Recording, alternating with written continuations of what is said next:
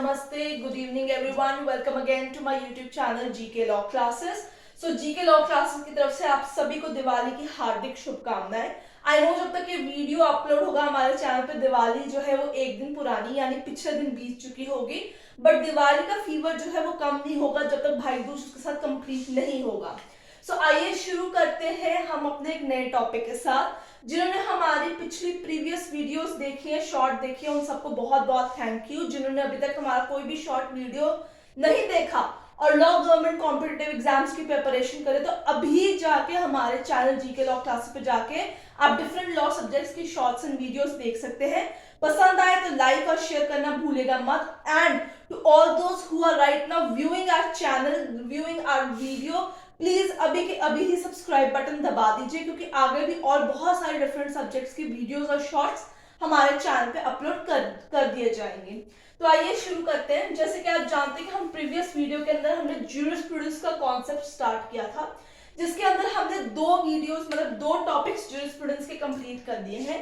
एक था आपका meaning and nature of jurisprudence, ठीक है, meaning and nature of jurisprudence, ठीक है। और दूसरा हमने टॉपिक जिसपे वीडियो बनाई थी वो था क्लासिफिकेशन ऑफ लॉ। तो इन दोनों की वीडियोस हमारे चैनल पे ऑलरेडी अवेलेबल है, जाइए देखिए, लाइक शेयर कीजिए और चैनल को सब्सक्राइब करना प्लीज भूलिएगा मत। मैं आप सबको बार बार अपने शॉर्ट्स के राही यही सिर्फ मैसेज दे रही हूँ कि आप जो है जितने ज्यादा मात्रा में हो सके हमारे चैनल को सब्सक्राइब कीजिए और भर भर के उसे लाइक शेयर कीजिए और कमेंट्स भी भर भर के डालिए। अगर कोई डाउट है तो हम आपके लिए बिल्कुल रेडी है टू सॉल्व योर इश्यूज। तो आइए शुरू करते हैं ज्यूरिस्प्रूडेंस की third video. This is the third video regarding jurisprudence, जिसमें आज हम एक बहुत ही इंपॉर्टेंट टॉपिक कवर करेंगे, that is school of jurisprudence. तो जो भी ज्यूरिस्प्रूडेंस का एग्जाम देने वाला है, चाहे वो यूजीसी नेट हो या आपका क्लैट पीजी का एग्जाम हो या अदरवाइज आप ग्रेड या पीजी स्टूडेंट है लॉ के, तो ज्यूरिस्प्रूडेंस एक बहुत ही हाईली फेयरफुल सब्जेक्ट है। तो उस फेयर को दूर करने के लिए मैं वीडियो के अंदर एक कंसाइज फॉर्मेट में आपको ये सारे school समझाऊंगी। There are going to be 5 to 6 different kind of schools under the head of schools of jurisprudence. उनको एक कंसाइज और ब्रीफ वे के अंदर समझाऊंगी और आपके डाउट्स जितने ज्यादा क्लियर हो सके उतना ही अच्छा है। तो आइए शुरू करते हैं with the first school of jurisprudence, that is historical school. So now this historical school dates back to very old time of 18-19th century. It basically not talks about history here. It basically talks about the society. So historical school में historical history नहीं है आपकी, major इसका proponent होगा society and of course law आपका होगा। So historical schools talk about the link between the society and the law, how society influence the law, how laws get transformed according to the needs of the society, how law grows, evolves and decline with the society. तो आपको ये चीज याद रखना होगा that historical school has mainly focuses on the link between the society and the law, how law develops, how it makes, how it evolves and how it devolves with the society itself. तो आपको इस चीज के ऊपर सबसे ज्यादा school के अंदर फोकस रखना है। हिस्टोरिकल स्कूल के जो फादर हैं वो है सेविजनी, ठीक है। सेविजनी जो है, अगेन ये बहुत ही इंपॉर्टेंट चीज है, पूछा जाता है क्वेश्चन में कि जो सेविजनी है उनकी कौन सी थ्योरी आती है। So you need to know about the theory of the Savigny, ठीक है। थ्योरी है Volksgeist, popular consciousness of the people. Volksgeist means popular consciousness of the people, the will of the people. तो ये जो सेविजनी है उनकी ये थ्योरी आती है। तो आप अगर आपसे क्वेश्चन में पूछा जाए कि ये वॉल्कोजिस्ट थ्योरी किसने दी है, तो वो सेविजनी ने दी है। वो किसके फादर थे, वो हिस्टोरिकल स्कूल के फादर थे। ये चीज आपको याद रखनी होगी, तभी आप जो है अपने क्वेश्चंस के अंदर +1 मार्क्स हर पॉइंट पे ले सकते हैं।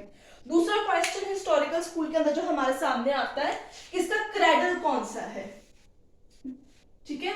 सो फादर हो गया आपका सेविजनी, क्रेडल यानी जहां पे ये डेवलप हुआ, जहां से ये इंक्रीज हुआ, वो था आपके पास जर्मनी, ठीक है। मैं फिर से सेविजनी का यहाँ पे नाम लिख देती हूँ ताकि आपको याद रहे।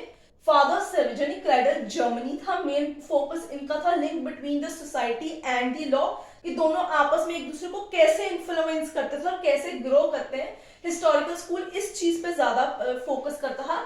इसका मेन मोटिव ये था कि हम पास्ट को स्टडी करें, to study the past in order to know the present scenario of the law, how it influenced the society. This to study the past इसका मेन फोकस था कि पहले हिस्टोरिकल टाइम के अंदर, पुराने समय के अंदर कैसे सोसाइटी लॉ को इन्फ्लुएंस करती थी, कैसे लॉज जो है सोसाइटी को इनडायरेक्टली इन्फ्लुएंस करते थे, और फिर वो आगे चल के प्रेजेंट लॉ को स्टडी करते थे। ये हिस्टोरिकल स्कूल का मेन फोकस रहता था। अब हम बात करेंगे मेन जूरिस्ट जो कि आते हैं आपके पास यहाँ पे हिस्टोरिकल स्कूल के लिए, ठीक है। मेन जूरिस्ट एक तो हो गए आपके पास सेविजन, ठीक है, दूसरे हो गए एडमंड बर्क, ठीक है,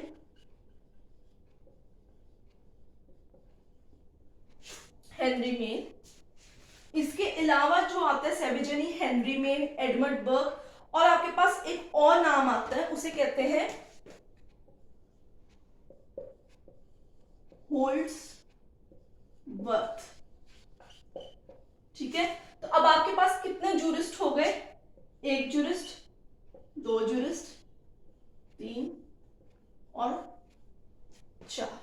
तो आपको इन चारों जूरिस्ट का नाम जो है याद करना है under the head of historical school. ये बहुत ही इंपॉर्टेंट चीज है, इसको भूलना नहीं है। What it talks about, who is the father, what is the cradle of it, और उसके मेन जूरिस्ट कौन से हैं? Edmund Burke, Henry Maine, Holdsworth, Savigny. वैसे मॉन्टेस्क्यू भी इसी स्कूल के अंदर कैलकुलेट होता है, बट यूजुअली क्वेश्चंस इन्हीं चार जूरिस्ट के रिगार्डिंग ही सारे सिनेरियो में घूम के आपको आते हैं। सो आई होप आपको हिस्टोरिकल स्कूल का जो ब्रीफ है वो समझ में आ गया, आपको उसके मेन पॉइंट समझ में आ गए। वैसे ये बहुत बड़ा टॉपिक, अगर आप अपनी बुक लेके खोल के बैठेंगे तो it will last for at least 10 to 12 pages, और उसके अंदर बाकी सब जितने ही इन्होंने, सेविजनी हो गया, हेनरी मेन हो गया, इनके अपने ही इंडिपेंडेंट 2-2 पेज की थ्योरी है, ठीक है, according to a simple static book. अगर हम बहुत डिटेल कोई बुक पढ़ेंगे उसमें काफी ज्यादा है, तो मैंने आपके सामने सिर्फ एक क्रक्स प्रेजेंट किया है स्कूल के अंदर, मेन पॉइंट्स बताए जिसमें यूजुअली क्वेश्चंस आते हैं। सेविजनी की जो थ्योरी है वॉल्केजिस्ट, उसको भूलना नहीं है, that is also very important. उसका मैंने स्पेलिंग्स पहले ही लिख दिया था, तो आप प्रीवियसली जाके रिवाइंड करके वीडियो को नेम जो है वहां से पेन डाउन कर सकते हैं। आई होप आपको हिस्टोरिकल स्कूल अब थोड़ा सा क्लियर हो गया कि वो कहना क्या चाहता है। अब हम चलेंगे स्कूल्स ऑफ जूरिस्प्रूडेंस के अंदर एक बहुत ही इंपॉर्टेंट स्कूल की तरफ, नंबर 2 स्कूल, जो कि सबसे ज्यादा क्वेश्चंस जो है लेके आता है एग्जाम के अंदर, उसी में सबसे ज्यादा आपसे पूछे जाते हैं क्वेश्चंस, और वही स्कूल इस टॉपिक के अंदर स्कूल ऑफ जूरिस्प्रूडेंस में सबसे ज्यादा इंपॉर्टेंट है। स्कूल नंबर 2 एनालिटिकल, ठीक है। वैसे नाम से ही आपको पता चल जाएगा किसकी बात कर रहे हैं हम लोग। इसे इंग्लिश स्कूल भी कहते हैं, ठीक है, इसे पॉजिटिविस्ट स्कूल भी कहते हैं, ठीक है, इसे इंपेरेटिव स्कूल भी कहते हैं, ठीक है। और कोई आपने इस स्कूल के रिगार्डिंग नाम इसका सुना हो तो नीचे कमेंट सेक्शन में मेंशन कर सकते हैं। वैसे इसे एक और नाम से भी जाना जाता है, ऑस्टिनियन। तो भाई स्कूल का नाम है एनालिटिकल स्कूल, बट इसको डिफरेंट नामों से भी जाना जाता है, और ये सबसे इंपॉर्टेंट स्कूल है under the heading of schools of jurisprudence. तो इसको समझना बहुत ज्यादा जरूरी है। अब जब मैंने ऑस्टिनियन ही मार्क किया होगा तो आपको इससे से पता चल गया होगा कि इसके अंदर हम जूरिस्ट ऑस्टिन की भी स्टडी करने लगे हैं। एनालिटिकल स्कूल, इंग्लिश स्कूल, क्योंकि इसमें इंग्लिश जूरिस्ट ज्यादा है, ही वाज अ इंग्लिश लॉमैन, तो बेसिकली इसका नाम इंग्लिश स्कूल ऑफ जूरिस्प्रूडेंस भी पड़ गया। Positivist school, imperative school. तो आइए बात करते हैं स्कूल के रिगार्डिंग। सबसे पहली चीज हमें ये समझनी होगी what it talks about. It talks about law as it is, जो वो है। It does not talk about law which ought to be और विच वुड बी। तो इसका मेन फोकस किस पे रहेगा? लॉ एज इट इज के ऊपर फोकस रहेगा। ये पॉइंट आपको याद रखना है क्योंकि क्वेश्चन पूछा जाता है कि इंपेरेटिव लॉ ऑफ जूरिस्प्रूडेंस, जो स्कूल ऑफ जूरिस्प्रूडेंस है, वो कौन से लॉ की बात करता है? एज इट इज की ऑट टू बी। तो ये चीज आपको इसमें ध्यान रखनी होगी। आइए बात करते हैं इसके फाउंडर और फादर की। फाउंडर थे इसके बेंथम, जेरेमी बेंथम, और फादर है इसके ऑस्टिन।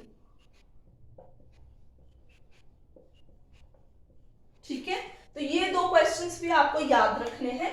फाउंडर है जेरेमी बेंथम और फादर है इसके जो है जॉन ऑस्टिन। तो इस पे बहुत ज्यादा कंफ्यूजन होती है, कौन फाउंडर कौन फादर है। तो मैं अभी आपको बता रही हूं, तो आपका कंफ्यूजन दूर हो रहा है। इसको अभी ही पेन डाउन कर लीजिए। किस चीज पे फोकस करता है, कितने तरीके के नाम है इसके, फाउंडर, फादर, इसके जो है ये बेसिकली बात करता है जो लॉ एज इट इज है, the law which has been made by political superior. ये इस चीज के ऊपर फोकस ज्यादा रखता है अपना। तो इसके अंदर जो है डिस्टिंक्शन है between positive law and ideal law. ये इन दोनों के अंदर डिस्टिंक्शन बना के रखता है। ठीक है, it favours the codification of law. ठीक है, favours what, codification of loss. इस चीज को आपने ध्यान में रखना है। ये इसके मेजर इनिशियल पॉइंट्स हमने स्टार्ट कर दिया स्कूल के ऊपर।